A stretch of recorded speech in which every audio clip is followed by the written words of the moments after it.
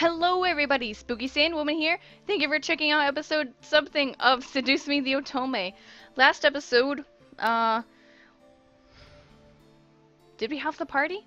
I think we had the party. We had the party, we found Malik, blah blah blah, stuff like that.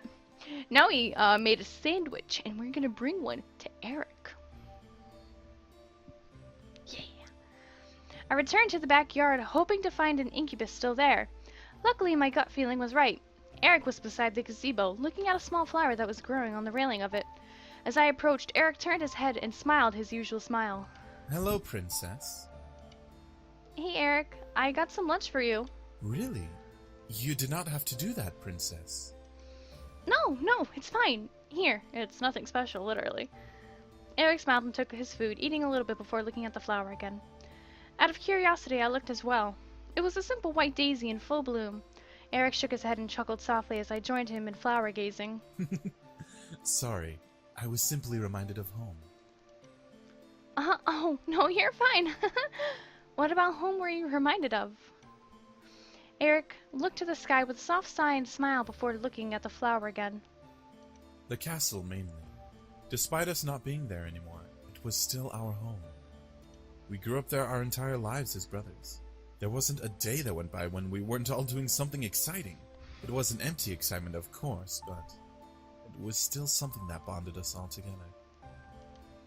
Erik slightly trailed off, looking lost in the nostalgia of his thoughts. I didn't know if I wanted to bother him while he remembered something so obviously important to him. Please tell me more?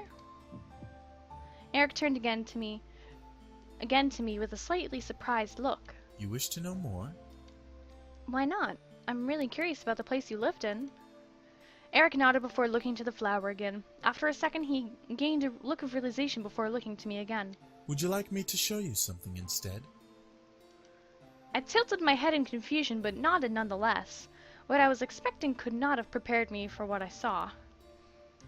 Erik gently brushed his fingers against the petals of the daisy, making it gently quake in his touch. As the daisy abnormally shivered, its petals shifted from white to purple. The yellow center gently faded to a pink hue as the stem began to burn black. I could only stare as Erik plucked a flower from its place and presented it to me. Watch closely. I kept my eyes to the flower as Erik began to mutter something. It sounded close to Latin, but I wasn't sure. Regardless, the flower began to glow in Erik's hand. Small crystal-like spores floated up from the pink center, began to form a circle in the air. As the circle closed, the center filled with smoke, forming a screen of some sort. It was misty, so I couldn't see anything. What is this? Just watch. Okay. I raised an eyebrow, but I followed his instruction. Eventually, the mist faded away, revealing a large throne room. It was all of stone and tile, with the throne itself covered in red fabric and gold metal. Despite it being a mere image in a magic mirror, I felt small looking at the sight of the throne room. Wow, that looks amazing. That's our castle. It's a wonderful place. Servants and parties galore. Does your father sit on the throne when he's at parties? Very much so. He despises dancing and socializing, so he makes the throne his home. Do you think he's still there now? I must have struck a small chord with Erik because he hesitated before responding. Erik smiled only slightly. We don't know. When we left, we didn't look back. However, we are sure he's still there, since no one followed us out of the abyssal plains. I bit my lip. Maybe I shouldn't have asked. I felt really bad. However, I didn't feel it for long. The magic suddenly stopped and faded away while Erik dropped the daisy. As the daisy turned back to its white and yellow color, Erik dropped to a knee, groaning in pain. Erik, are you alright? Yes, princess. I'm fine. I just used too much energy, that's all. I dropped to a knee to try and examine Erik closer. His face was pale while his purplish eyes shifted back and forth between purple and gold. His breath was heavy, which concerned me. He used too much energy? That meant he needed more. Please don't worry, princess. I'm fine. Don't worry your beautiful head about it. I'ma kiss you. I felt responsible. I had to help. I quickly grabbed Eric's face and tilted his head to angle with mine. Shifting myself closer, I brought my lips to his and kissed him deeply. I didn't know if this would help, but it was how he got energy before. I shut my eyes, waiting for the draining feeling to reappear in my body. However, Eric grabbed my shoulders and forced me back. Ooh. I opened my eyes and stared into his frightened golden eyes in surprise. At the same time, I noticed a pink hue run across Eric's face. Princess? What are you doing? I don't know why, but I felt both irritated and accomplished at the question and at the look he was giving me. Where was his flirting? Where was his cocky smirk? From what I remembered, he took advantage of me when we met, yet somehow he was acting inferior to me. I grabbed his hands and removed them from my shoulders, tangling my fingers with his. I'm trying to help and give you some of my energy. You used your energy to show me that sight, so I want to pay you back for that. Unless you don't want me to help. Well, I've already taken your energy once before. That was before. I want to give you energy now. Just let me. All of a sudden, I felt that familiar feeling of warmth run through my body once again. I felt my body slightly heat up as Erik quickly released my hands and wrapped them around my waist, dropping to both knees in front of me. He stared at me with desire in his gaze as he pulled my body to his. Erik leaned his forehead to mine, letting the tips of our noses gently caress each other as he spoke. You spoil me. Oh my god. Oh my gosh. Erik! Jesus Christ. Sorry. Shut up, phone. I don't even know where you are. Before I knew it, I was on top of Erik as he laid on the grass. Wait, what? Grass below. I stared wide at as he pulled me into a hot and passionate kiss with a gentle hand on the back of my head. Erik's other hand rested on the small of my back while I rested my hands on his chest. I moved myself to straddle his hips to be comfortable in the kiss. The energy from my body was slowly joining, making me feel light and warm. It was almost pitiful how uncomfortable and how willing I was in the situation. Still, I held no regrets. I was enjoying every bit of this kiss. While Erik held me, he gently rolled us both over so he was on top of me, kissing me hotly and holding me tightly. I was tempted to wrap my legs around him, oh my gosh! But I remained focused on the kiss, oh my god! It was better that I was on the bottom anyway, with my energy slowly fading from my body. However, the draining feeling suddenly stopped as Erik pulled away and looked down on me. I stared up at him as we both panted for air. I had never kissed like that before, so I was so lost in the moment that I'd forgotten how to breathe. Erik, however, didn't move from me, but moved a strand of my hair from my face, eyes still full of desire. I'm completely full, and yet I still desire you. I could feel the hold of his mind-altering spell fade away, but I still felt hot. Something told me that I wanted more, but at the same time, I wasn't sure if I truly did want to give any more. But you know I'm gonna keep going! I opened the opportunity and I was enjoying it as much as he was. I wanted more and I was gonna let him keep going. I wanted to keep going. I reached up, pulled him down, and kissed him, giving him silent approval to keep going. I could feel him pull on the tail of my bow, releasing it and following his hand at the back of my neck. Jesus Christ, Erik! He moved the ribbon to the ground beside me before gently unbuttoning the top buttons of my blouse, stopping at the buttons above my stomach. The desire in my body drove me insane, forcing a moan to escape my lips as he ran kisses from my lips to my exposed neck. As he began to ravish my neck and shoulder in hot kisses, I leaned my head back against the grass and let a pleasurable sigh escape my lips. Erik was ruthless in his passionate kisses on my skin. Erik didn't stop touching and kissing me, making more moans and gasps rush out of my mouth into the open air. He was full, but he was as hot as I was. Dear God, I feel like this situation would be interrupted by one of the other incubi, and I'd be like, oh my God. I'd just be like, kill me. I couldn't even comprehend how much time we spent making out. I was so lost in the pleasure that I didn't care. Call it sinful, but I didn't care. I loved it. His touch, his kiss, his heat. I desired it beyond anything at that moment, even as he lowered his kisses down my chest to just above my bra. My heart was beating wildly in my chest. Something about Erik intrigued me immensely, but something made my heart quicken for him. It couldn't have been love, but it was too passionate to be lust. What was it? However, I began to feel dizzy, seeing the sky start to spin almost wildly. I gripped onto Eric's shoulders, trying to signal him to stop, but my mind faded to black before I could let out another sound. It felt good.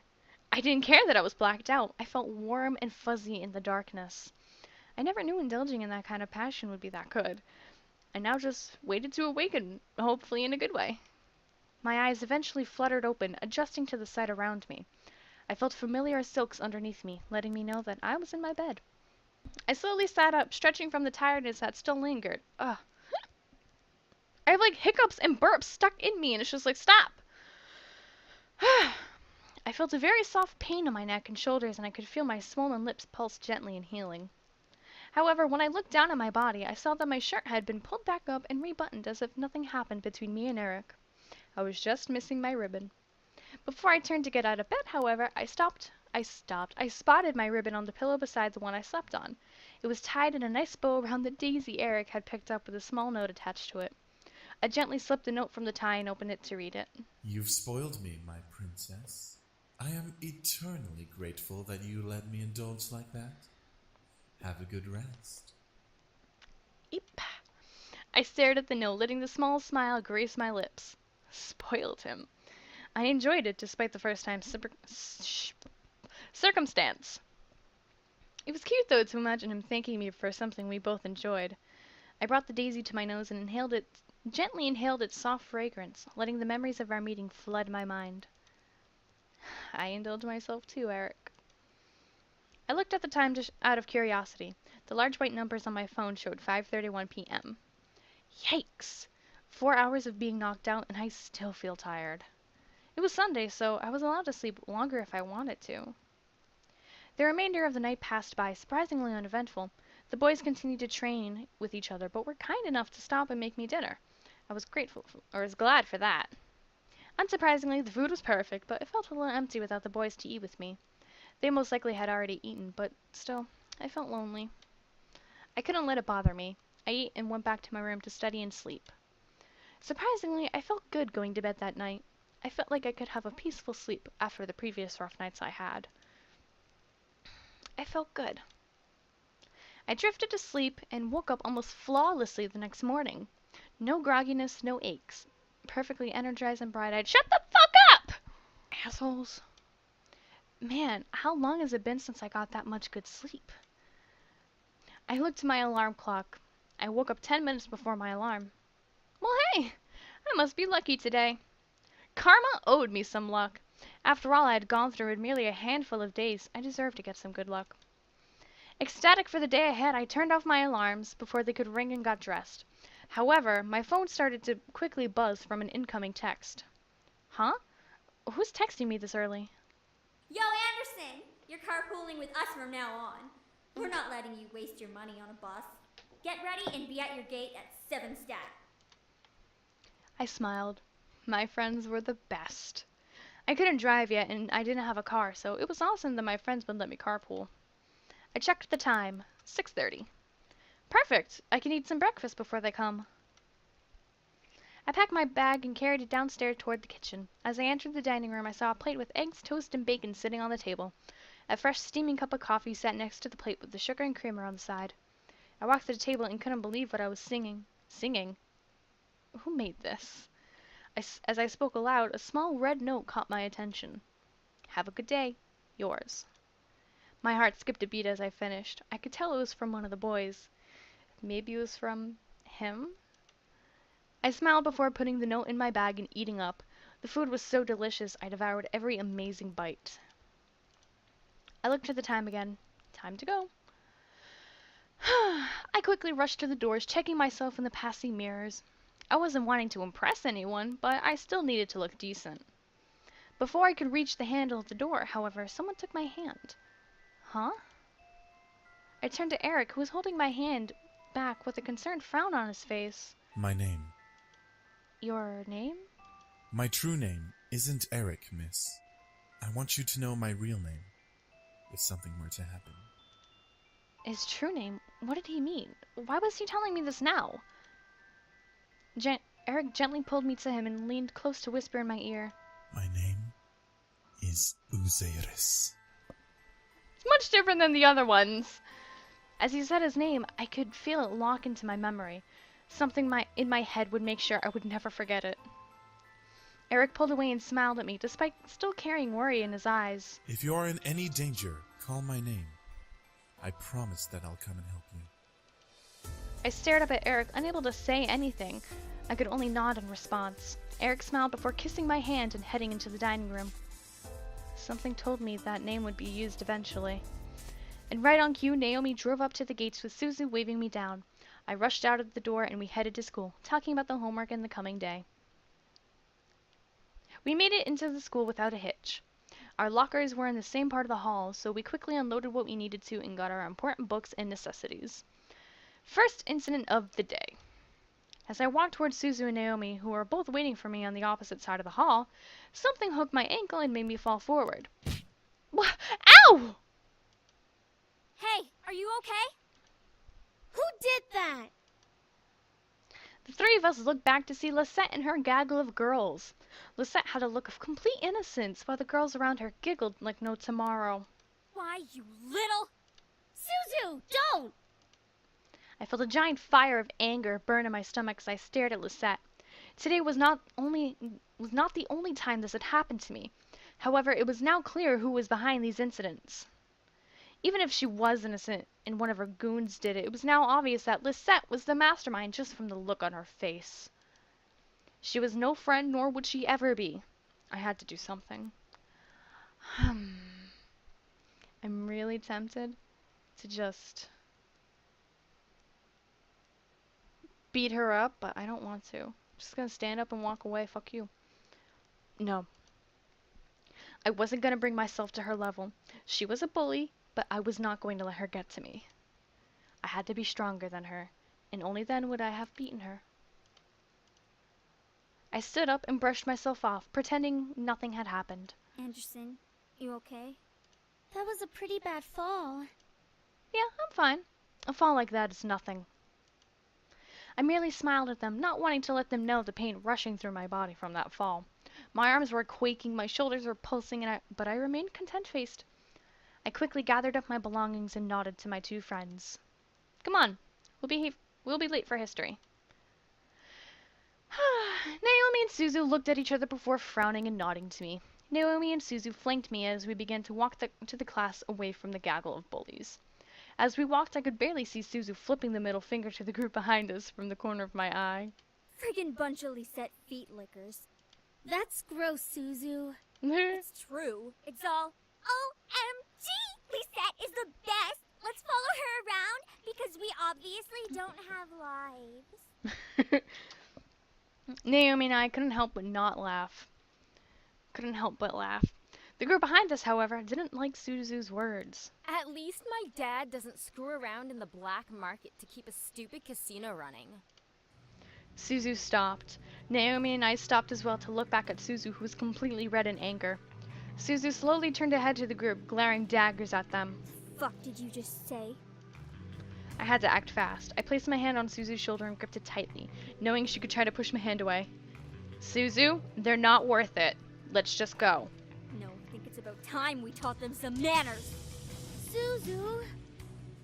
I looked at Lisette and her group. Lisette had a widely amused smile on her face, which irked me to no end. Nevertheless, I knew that fighting wasn't going to get us anywhere. Let's go! I grabbed Suzu by the shoulder roughly, pulling her back to Naomi and me. Suzu tried to step forward towards the group, but Naomi held onto her other shoulder. We held onto Suzu, who fought against our hands as we marched to class. Surprisingly, the rest of the school day went off without another incident. I went to my classes, had lunch, and was anxious to get home. As the bell rang for school to end, I felt my phone vibrate in my pocket. Huh? A text from Dad? I'll be picking you up today.